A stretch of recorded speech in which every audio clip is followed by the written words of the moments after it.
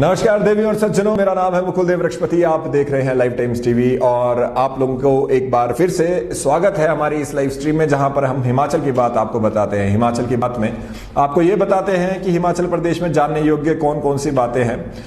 प्रधानमंत्री मोदी कल मंडी पहुंचे थे। मंडी पहुंचने के बाद उनका इस्तकबाल किया गया, उनका बहुत बहुत स्वागत किया गया। बहुत से लोग वहां पहुंचे थे, मैदान के बाहर भी लोग खड़े होकर भाषण सुन रहे थे और बहुत सी चीजें हुई।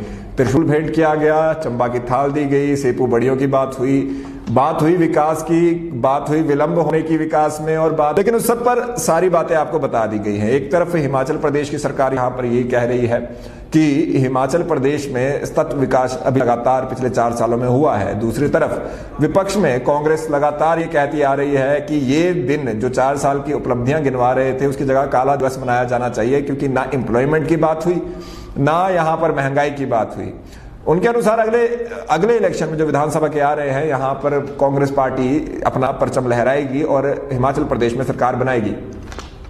चंडीगढ़ के म्यूनिसिपैलिटी के इलेक्शन को देखकर तो लगता है कि हिमाचल प्रदेश में कांग्रेस या भारतीय जनता पार्टी में जीतने की होड़ को छोड़कर ये देखना ज्यादा महत्वपूर्ण रहेगा कि कौन हारता है, क्योंकि उपचुनावों की भी यदि बात करें तो 4 सीटों में ऐसा जो यहाँ पर पॉलिटिकल हमारे एक्सपर्ट्स हैं वो ये ज्यादा मानते हैं कि भारतीय जनता पार्टी हारी है, ना कि कांग्रेस की यहाँ पर जीत हुई है। बाय डिफॉल्ट कांग्रेस उसमें विजयी होती है।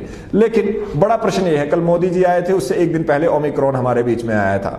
ओमिक्रॉन के आने के बाद, मोदी जी के आने के बाद, मोदी जी की रैली के दौरान ही यहाँ पर केंद्रीय गृह मंत्रालय द्वारा एक नोटिफिकेशन जारी करी गई और उस नोटिफिकेशन में बताया गया कि किस तरह से, कब और कहां, किस तरह से आप लॉकडाउन लगा सकते हैं या नाइट कर्फ्यू या जो प्रतिबंधित चीजें हैं वो कर सकते हैं। हमने इसके बारे में आपको कल भी बताया था, लेकिन क्योंकि जानकारी महत्वपूर्ण है इसलिए एक बार दोबारा बताएंगे, एक दफा दोबारा बताएंगे ताकि आप लोग इसके बारे में समझ पाए।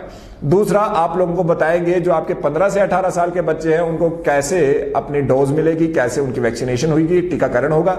और तीसरा, जो हमारे बीच में बुजुर्ग है और उनके साथ साथ जो बूस्टर डोज के जो लाभार्थी हैं उनको कब लगेगी। कोरोना वॉरियर्स और फ्रंटलाइन वॉरियर्स की बात करें, शुरू करते हैं सबसे पहले इस बात से। जैसे कि हमने कहा कि भारतीय जनता पार्टी की रैली थी, प्रधानमंत्री मोदी पहुंचे थे, उसके साथ कांग्रेस ने यहां पर अपना दिवस मनाया, काला दिवस मनाया और कहा कि ये उपलब्धियां नहीं गिना रहे, ये लोग यहां पर बात कर रहे हैं, ये लोग केवल यहां पर उपलब्धियां जो गिना रहे हैं उसमें कुछ भी सत्य नहीं है। जो भी यहां पर शिलान्यास या उद्घाटन हो रहे हैं वो कांग्रेस कार्यकाल के हैं। उसी के साथ साथ सोशल मीडिया पर एक चैनल का वायरल होता हुआ क्लिप भी वहां पर आपको देखने को मिलेगा, जहां पर प्रधानमंत्री मोदी के एक दिन पहले पहुंचने से एक दिन पहले यहां पर यह कहा गया था कि अगर वो यहां पर आएंगे हम बात करेंगे विकास की, लेकिन अगर प्रधानमंत्री आके बात करते हैं सेपू बड़ियों की या मीठे की या इस तरह की, तो बोला उससे कोई फर्क नहीं पड़ेगा। हालांकि लोगों ने उसे बहुत पसंद किया कि जब मंडियाली तड़का यहां पर प्रधानमंत्री ने अपनी स्पीच पर लगाया।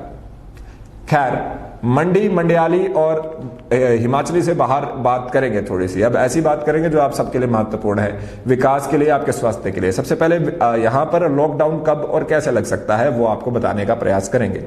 केंद्रीय गृह मंत्रालय द्वारा जारी चिट्ठी में यह बताया गया है सभी मुख्य सचिवों को कि आप अपने डिस्ट्रिक्ट में या फिर कहीं पर भी किसी भी तरह से ये जो लॉकडाउन है या फिर कर्फ्यू है वो कब और कैसे लगा सकते हैं। तो उसमें बताया गया है कि जो हफ्ते भर में यदि टेस्टिंग की जाए और टेस्टिंग के दौरान अगर आपके 10% से ज्यादा पॉजिटिव व्यक्ति यहां पर आ जाए तो आप लॉकडाउन लगाएं।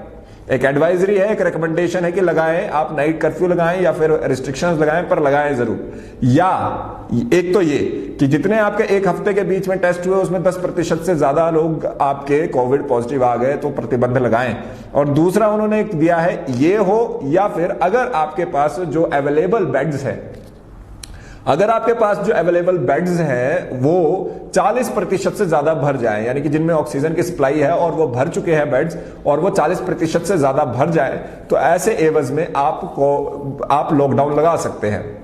लॉकडाउन की यदि बात करें तो ऐसा तो नहीं है कि लॉकडाउन लगने का कोई यहां पर चांस है। हिमाचल प्रदेश की पूरी आबादी को, पूरी पात्र आबादी को यहां पर हमारे बीच में वैक्सीन लग चुकी है, लेकिन फिर भी आप लोगों को एक आंकड़े यहां पे जरूर बताना चाहेंगे कि हमारे बीच में लगातार किस तरह से हिमाचल प्रदेश की बात करें तो केसेस बढ़ रहे हैं। कोविड की बात करें, हिमाचल प्रदेश में कहां कहां पर कितने कितने मामले आए वो बता देते हैं। पहले की बात, ये पिछले शाम का जो 7 बजे का बुलेटिन है केवल वही यहाँ पे साझा करेंगे, आपको अपने जिले बार यहाँ पर पता चल जाएगा कि आपके जिले में कैसी हालत है। देखिए, जैसे कि हमने कहा कि जितनी टेस्टिंग होगी उसके 10% होना चाहिए। इस समय पर एक्टिव केसेस की बात करें तो पूरे हिमाचल प्रदेश में केवल 344 एक्टिव केस है। इसमें से सबसे ज्यादा एक्टिव केस हमारे बीच में कांगड़ा में है, सबसे बड़ा जिला भी है, तो वहां पे 92 एक्टिव केस इस समय पर चल रहे हैं। कुल वहां पर अभी तक 52,257 लोग कोरोना संक्रमित अभी तक हो चुके हैं, लेकिन ये बहुत कम आंकड़ा है। तो ऐसे एवज में हिमाचल प्रदेश की यदि बात करें तो किसी भी जगह पे इस समय पर तो केस या फिर लॉकडाउन लगाने की बात नहीं होगी। बिलासपुर में 46 एक्टिव केस है, चंबा में 3 है, 45 हमीरपुर में है, कांगड़ा में 92 है, 2 किन्नौर, कुल्लू में 4, 2 लाहौल स्पीति, मंडी में 31, 37 शिमला में, सिरमौर में 3, 37 सोलन में और ऊना में 42 एक्टिव केस है। कुल 344 एक्टिव केस इस समय पर हमारे बीच में है।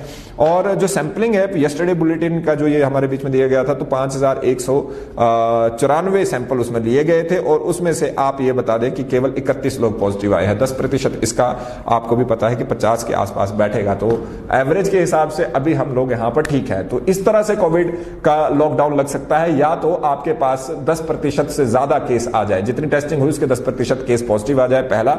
और दूसरा, आप लोगों को बता दें कि अगर 40% से ज्यादा बेड जो आईसीयू या फिर ऑक्सीजन सप्लाई के साथ जुड़े हुए हैं वो यहां पर भर जाए, तो उसके बाद ये हो सकता है, पहली चीज। अब आती है डोज की बात। जो यहां पर 18 से ऊपर की पात्र आबादी है उसको हिमाचल प्रदेश ने सबसे पहले कोविड वैक्सीन लगा दी। जेपी नड्डा जी ने आना था, बड़ा कार्यक्रम हुआ, प्रधानमंत्री ने आना था, बड़ा कार्यक्रम हुआ, बड़ी बड़ी बातें हुई, लेकिन काम की बात यही है कि जो डोज लगनी है वो किस तरह से लगनी है। तो 1 तारीख से जो हमारे बीच में 15 से 18 साल के बच्चे हैं उनके लिए कोविड का रजिस्ट्रेशन शुरू हो जाएगा। अब कई बच्चे ऐसे होते हैं जिनका आधार कार्ड नहीं बना होता। ध्यान से सुन लीजिए, महत्वपूर्ण जानकारी है, शेयर करेंगे बहुत बढ़िया, नहीं करेंगे कोई दिक्कत नहीं, हमने अपनी ओर से आपको दे दी।